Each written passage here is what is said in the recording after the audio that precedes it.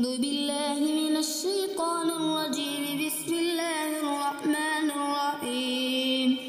إذا السماء انفطرت وإذا الكواكب انتثرت وإذا البحار فجرت وإذا القبور بعثرت علمت نفس ما قدمت وأخرت. يا أيها الإنسان ما غرك بربك الكريم الذي خلقك فسواك فعدلك في أي صورة ما شاء ركبك.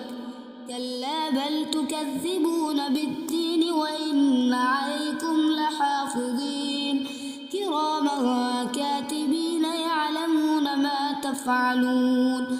إن الأبرار لفي نعيم وإن الفجار لفي جحيم يصلونها يوم الدين وما هم عنها بغائبين.